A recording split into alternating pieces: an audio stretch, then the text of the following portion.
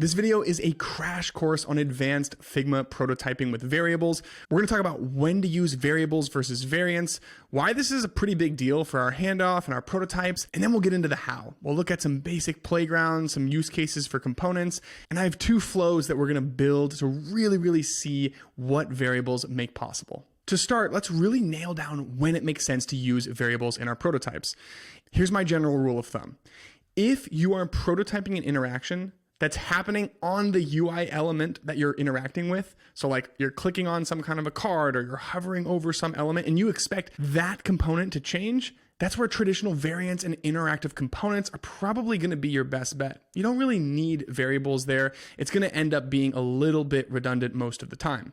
Where variables really shine is when you're prototyping an interaction with some element on the page and then you want to make an update to some other UI element. Take this little progress bar side by side, for example. If we select this playground on the left and then hit Shift Spacebar to open up our window, you can see this is just a really basic to-do list where I'm clicking on each individual subcomponent and then triggering a change in the UI.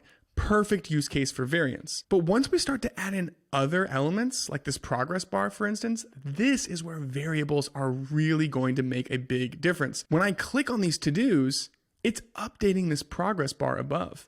And more importantly, I can do this in any order and it's still going to work in the design. And maybe once this progress bar reaches 100%, I want to turn the color to green.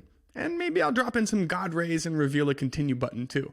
If you want to trigger other changes in your UI outside of what people are clicking on, this is where variables give you superpowers. Because on the surface, it looks pretty much the same. I have my playground window here, and then I have a simple component above, only this one has no logic, and this one includes all of the pieces of logic to trigger those changes. So why does this matter? Well, if I was gonna create this same prototype without variables, it would take 8 full screens. Not only is that wasting my time, but also I think it's actually degrading your handoff experience for developers because they don't need to see all of these different frames. This is the same layout template for them. They only need that template once, and then you can communicate component level changes, and it's going to be a lot more efficient of a handoff process. Because at the end of the day, your goal is to give developers everything that they need to build your designs using the least amount of frames possible. And if you're prototyping without variables, it's pretty easy to let your files get overly bloated. So let's start looking at how this all works.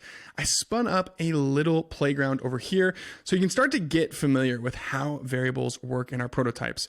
I have a little email editor, and the idea is we should be able to change the button color, the button type, so having it be a square versus a pill, and then being able to show or hide this banner image. And as a quick reminder, there are 4 different types of variables. These are the same variables that you might be more familiar with in a design systems context, but we can use them for all different types of applications in our prototypes. And this whole world might seem kind of complex, but actually it boils down to the same repeatable 5 steps that we're going to be using a lot in this video. So let's start by looking at step 1, create a variable. You have to ask yourself, what are you trying to change on the canvas? And that's going to inform the type of variable that you need. In our example, the first thing that we're trying to do is update this button color, which should be pretty straightforward. We're going to need a color variable. So if we deselect everything, you can go into the local variables menu and we can go ahead and create a new color variable, and maybe we'll call this theme color. And at this point, we can look at step 2, which is to define the default value. Whatever you put in this first column is what will show up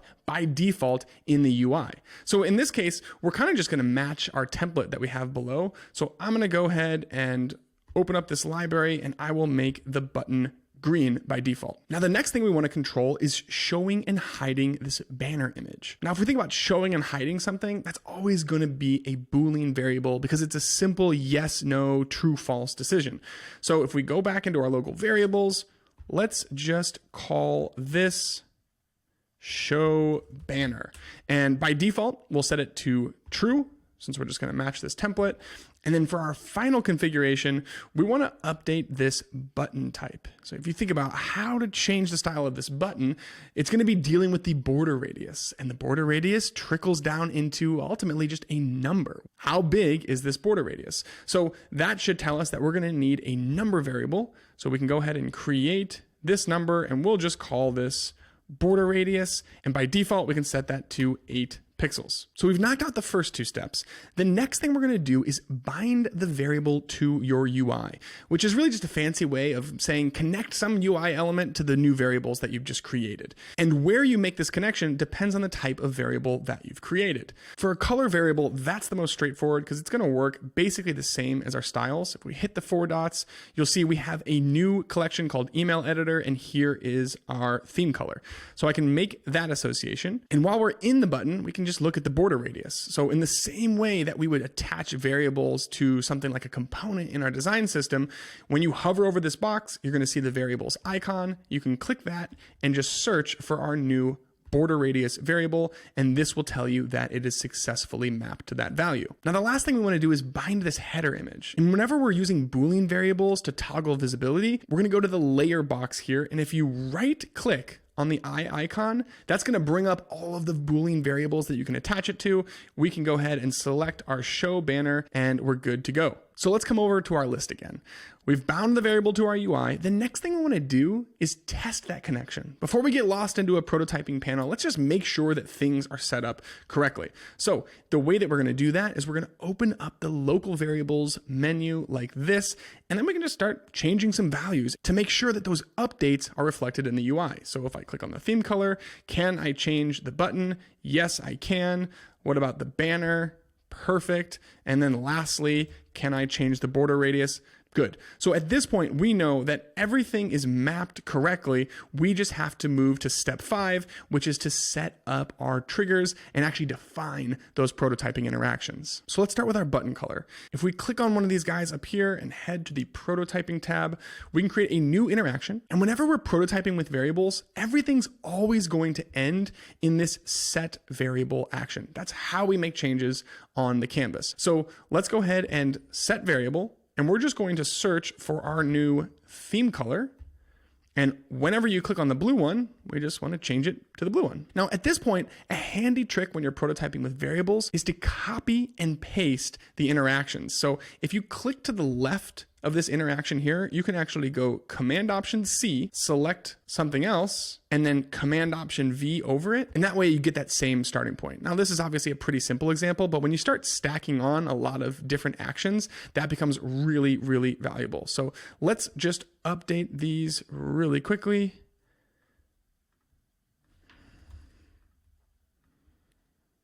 Perfect. Let's see if we can get this to work. I'm going to hit Shift Spacebar to open up our window. We'd expect that we could click on these colors and see the button update, which it is. All right, so let's move into the next one, the button type. Similarly, we're going to click on the layer that we want to attach the interaction to, create a new interaction. Remember, it's always going to end in set variable.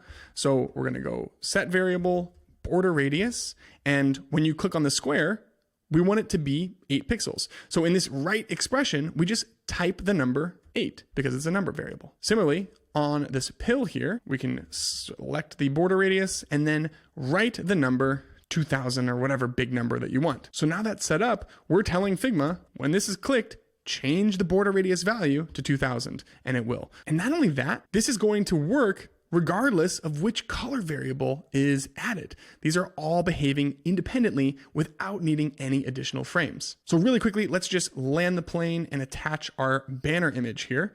I actually have a component up here, so we want to attach that at the component level. So if I click on the off state, you'll see I already have a click event up here.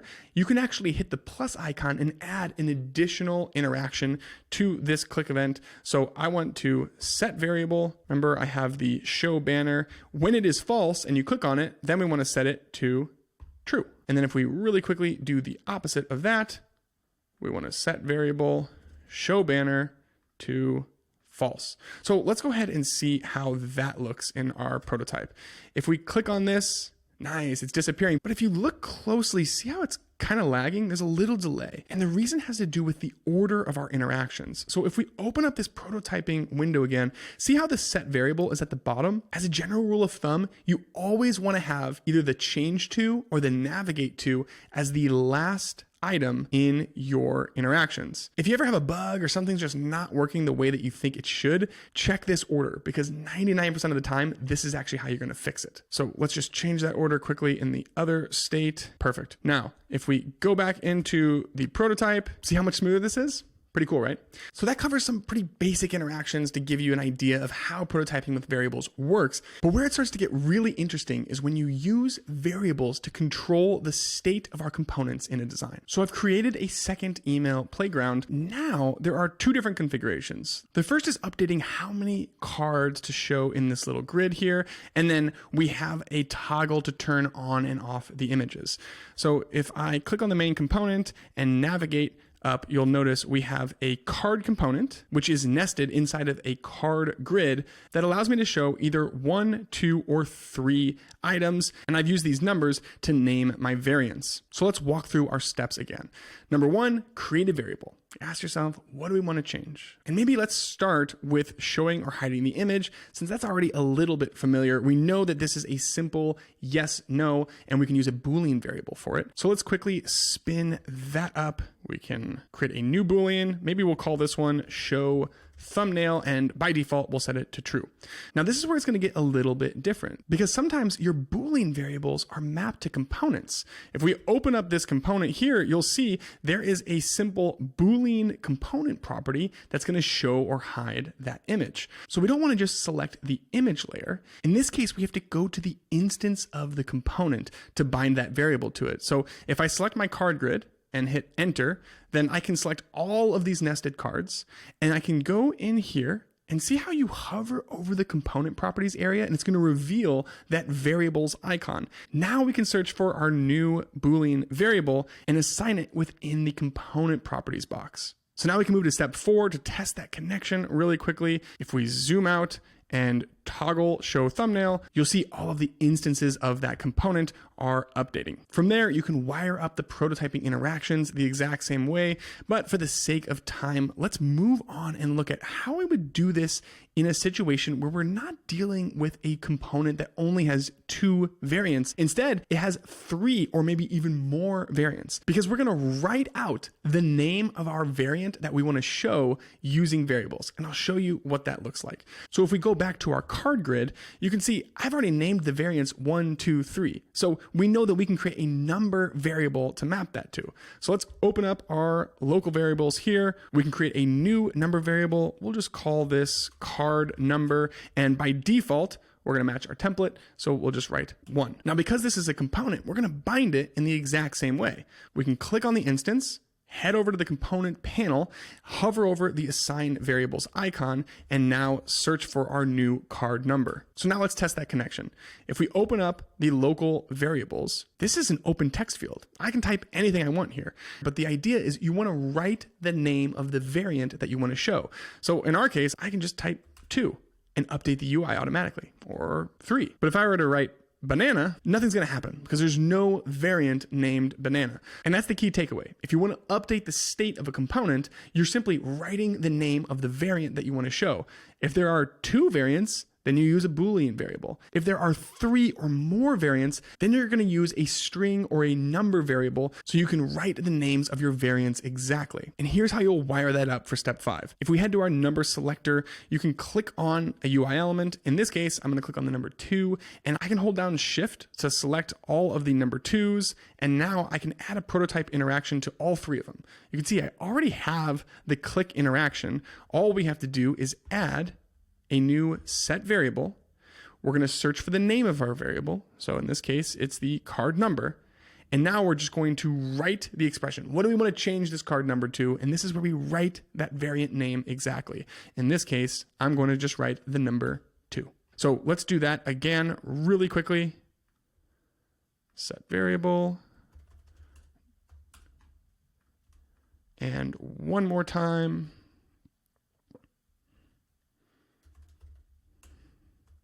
And remember, as a good practice, you want to move this set variable above the change to just to make sure that nothing wonky happens. Now that we have those all wired up, we can head back to our prototype, hit Shift Spacebar to open this up. Now we can just change which variant is being shown by simply clicking these buttons. And this kind of model is so powerful. We can use variables to show any variant that we want. So the more things that we turn into components, the more flexibility that we have without having to create redundant frames. Now let's look at this first flow to take that idea to the extreme. I went ahead and created a simple app for designers to collect and save different pieces of design inspiration. And the idea is that you could scroll this Discover feed, click on any individual card, and then save that item to your taste library. And if we were going to build a prototype like this the old-fashioned way, we'd have to create a detail page for every single one of these cards that we wanted to be interactive.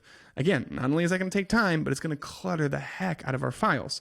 But variables allow us to think in terms of templates. So we can have a single detail page and then dynamically change which content we are showing within that template. So what I've done is I've created a thumbnail component set here, which is literally just a bunch of images. I'm essentially treating this as a data set because I know that if I create a variable, I can show whichever one of these images that I want. So if we look at the layers list, you'll see this image is actually a component, and then I can use variants to dictate which image that I want to show. And I'm actually using this layer twice because I have a blurred element right here to give it a little bit of color and texture. So if we go back to our list and we want to change this image, the first thing we're going to ask ourselves is, what is the variable that we need to create? Well, in this case, we're trying to update the state of a component. So then we're going to ask ourselves, how many variants are there? Well, there's more than 2. So we know that we can't use a boolean. We're either going to use a string or a number variable. And in this case, because I've written the names of the variants to just be 1, 2, 3, 4, 5, 6, we can use a number variable. So I'm going to go ahead, open up the local variables menu. Let's create a new collection, and then I'll create a new number variable. We can just call this thumbnail, and we'll set the default value to 1 because that's that first variant in the component. So now that we have the variable created, we have that default value set, the next step is to bind it to our UI. And remember, if we're going to bind a variable to a component, that's going to happen in this component properties box. We can hover over assign variable, click this, search for our new thumbnail, and we'll do that again right here on this blurred layer. Perfect. So next step, can we get this to update with the local variables menu? So I'm just going to type the name of a different variant. In this case, it's just a number. So 12, boom, everything is changing. Both of the layers are changing. Pretty cool, right? So now that we know that that connection works, all we have to do is wire up the interaction. And in this case, I have a card component here. So all of these guys here are instances of this card. Ideally, we want to define these interactions as high up the layer tree as possible so we can avoid redundant work. So if I open up the prototype tab on this card component, I can drag this to the detail page, and that will be reflected in all of these instances. Now I can actually take that one step further though, because I know that I'm also going to set variable, and I want to change this thumbnail. Now, here's where it gets interesting, because I know that I'm going to need to write the number variable in this box, but I can't obviously write a number at the main component level. I have to do that at the instance level. So you can actually just leave this blank. So if we fix our order really quickly, now we can come into our individual instances and finish the rest of that expression. So if we open up this interaction, you'll see I have my blank box to finish my expression. I can just type 1. For this one, I can type 2, 3. And keep in mind, as I'm doing this, this would be me duplicating a full frame. And instead, all I have to do is just type this number. I'll stop at 5. You get the idea. So now if I go back to this feed, open up my prototype, I can click on each individual card, and it's going to show all of that information on the next screen automatically. And again, this is only requiring 2 frames. But what if I want to take it one step further and allow people to select a collection? If I click on this element here, you can see it's triggering a sheet, but none of these are interactive yet. So let's see how we would do that. So let's run through our process. What kind of variable do we need to create in this instance? Well, we know that we want to update the state of a component. So the next thing we're going to ask ourselves is, how many variants are there? Well, there's more than 2, so we know it can't be a boolean. We're either going to have to write the name of the variant as a string or a number variable. So if we go to this component here, you'll see the variants are just the names of the collections. So that should tell me, okay, I'm just going to use a string variable and write the names of these variants exactly. So let's go ahead and do that really quickly. We're going to create a new string variable. We'll call it collection name. And then we have to pick our default value. In this case, the template shows none, which again is just the name of that first variant. If I wrote empty, it's not going to do anything. It has to be none because it has to be the name of that variant. And then that next step is to bind our new variable to a piece of UI. In this case, we want the use variables to dictate which variant is shown in this detail view. So I'm going to click on this guy here. Remember, it's a component, so we're going to use this components box. We'll click assign variable. We can search for our new collection name. And now we can just really quickly pause to test that connection and make sure it works. Can I write mobile? Yes. Perfect. So we know that that connection is sound. And the last step is just to wire up our prototyping connections. So in this case, there's a couple ways to do it. I'm going to do it at the instance level. So if I select this box, hit enter, I have all of my instances. Go ahead and click on prototype. And I know that they're all going to do the same thing to start. I want to close the overlay regardless of whichever one is clicked, because in this UI, I can only select one. But I also want to set the variable. So I'm going to add another interaction. Click set variable, and we can go ahead and search for our collection name. And this is where we're going to use that same kind of thinking that we did on the previous step, where I'm just going to let this expression be empty because I'm going to fill it in on the individual instance level. So let's make sure our set variable is at the top. We can click in here, and now we can just type none and website. Typography, I'll just do 3 so you can get a sense of how it works. So if we open up our detail view, click select a collection, we would expect to be able to click on website and have this just work. Boom, just like that. And if we click it again, we can change it to typography, back to none. And this is a perfect example of where variables really shine. Because again, before you would have had to create n number of screens, depending on the number of collections, times n number of thumbnails that you want to show. And really quickly, it would start not making much sense to create this high fidelity prototype that actually felt real. Whereas with variables, it only takes 2 different frames, and we can handle the rest by just changing which variants we want to display using a corresponding variable. So let's crank up the difficulty just a bit. For this last example, I have an onboarding flow, and the idea is that you should have to select 3 different default collections before this button becomes active and you can progress to the next step. This is another perfect example where you'd have to create a lot of different frames because you don't even know the order that people are going to pick these in. So let's start to think about how we would do this with variables. If we revisit our checklist, the first thing we're going to think is, okay, what variables do we need to create? And there's kind of 2 things that are making this possible. The first is we're actually keeping track of how many are selected. So you can see we have 0 of 3 selected down here. But then we also have the state of this tab bar. And there's just an active and an inactive state. So let's go ahead and look at our checklist and start to think about how we would make this happen. The first thing is we're going to create a variable. So let's start by thinking about that number. We know we're going to need a new number variable, and I'm just going to call this item count, and the default value is going to be 0 because remember, when they first come to this page, nothing is going to be selected yet.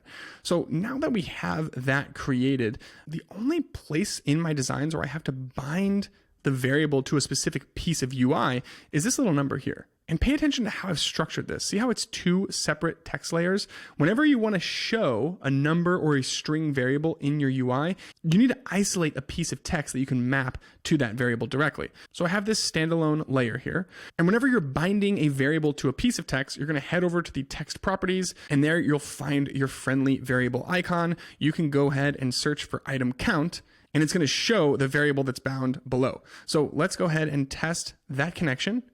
Can we change this number? Yes. Okay. So now the question is, how do we change that number in our designs? So let's zoom out and think about what is happening. Well, we're going to be clicking on these cards. So we can go ahead and look at this individual component. And if we open up the prototype mode, you'll see we already have a basic change to happening, but now we can use this interaction to change our new item count variable. So if we add an action, we're going to set variable. Remember, we want to update the item count, but in this case, we don't want to just write a number because it's not like every time they click on one of these cards, we change it to 2. We want to actually reference the item count. So you can go ahead and type item count and then add 1, just like that. So all this is saying is when an instance of this component is clicked, add 1 to the item count variable. And remember, we're going to drag this up to the top as a best practice, and then let's just open up our prototype and see if it's working. So if we click on web, you can see this is changing, mobile, dashboards, perfect. Now this is where it starts to get a little bit wonky, right? Because I can just keep going 4, 5, 6, infinite. So now we have to think about, all right, now that we have the item count working, how can we use the item count variable to trigger our tab bar to being active? And the way that we're going to do that is by heading back to our checklist. So what do we need to update in our UI? Well, we need to change the state of our tab bar component. The next question is, how many variants does it have? Well, in this case, it only has 2. So right away, we should be thinking, okay, 2 variants, I can just map those to a simple boolean property and name the variants true, false. So let's go ahead and do that. We're going to open up local variables. We will call this a new boolean variable named tab bar active. And by default, we want this to be false because we don't have 3 items selected. So once this is created, we can select an instance of our component. Remember, we always bind variables to components in this component properties panel. We can search for our tab bar active, and now this is saying, okay, we're going to control this state using variables. So let's go ahead and test that connection. We can toggle this, and perfect. We know that that is set up correctly. So now we just have to wire up our prototype. We're actually going to head back into this component here because clicking on these cards is what triggers kind of everything in this view. So if we go into prototype mode, we know that we're going to add a set variable, but there's a condition that has to be met first, right? We can't just default set that tab bar to true. We first need to check if the item count is 3 or more.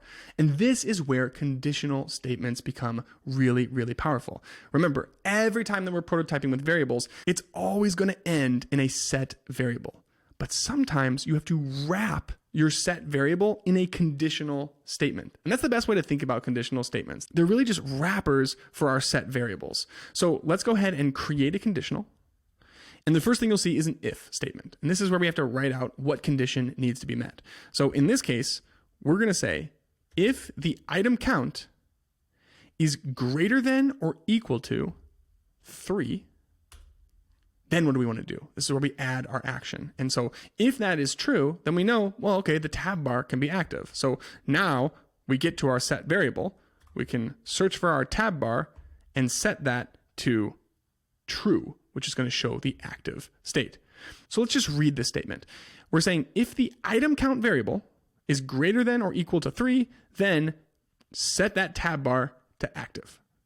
Now below that, you'll notice the else box. And a lot of times I just leave this blank because this is the only thing that I need to do. In this case, it's really, really helpful though, because instead of having to rewrite the opposite of this condition, you can almost think of this as saying if the item count is less than 3. And if that's the case, then we know we want to set variable tab bar false. Perfect. So one more time, let's read the whole thing. If our item count is greater than or equal to 3, then set the tab bar to true, which is the active state. Otherwise, if it's not greater than or equal to 3, then we're going to set that tab bar to false. Now, before we test this, don't forget to drag this above the change to. So let's have a look at how this is behaving in our prototype. If we open up our little demo here, if we click on the first 2 items, everything is behaving as expected, and we would hope that clicking on this third item updates the state of our tab bar, and it does. Just like that, we're able to add some pretty robust conditional logic to our prototypes and save a heck of a lot of frames. Now, before I let you go, let's recap some of the key ideas. The first is, if you are prototyping an interaction that then changes the state of some other element on your page, that is the key use case for variables. For everything else, you can probably just use default variants and interactive components. Now, second, when we're mapping variables to our components, you're just going to write the name of the variant that you want to show. So if there's only 2 variants, you can use a simple boolean true false. If there are 3 or more, then you're going to use either a string variable or a number variable, depending on how you have named your variants. Once you get to the point where you're setting up your interaction, every single thing is going to end in a set variable. That is how you use variables in prototyping. The question is, can you do that by default, or do you have to first wrap your set variable in a conditional expression? And then the last thing to remember is to think strategically about the order of your interactions, because Figma is going to read them linearly. If you're experiencing some kind of a bug or something's not working the way that you think it should, 99% of the time, that just means that something is out of order. And if you just drag things around, I bet that it fixes it. Hopefully this video got you to the point where you're feeling a little bit more comfortable about prototyping with variables in Figma, because honestly, they kind of give you superpowers. Like, they allow you to do so many different things, and you can accomplish a lot more while using less frames, which is going to create a better developer experience as well.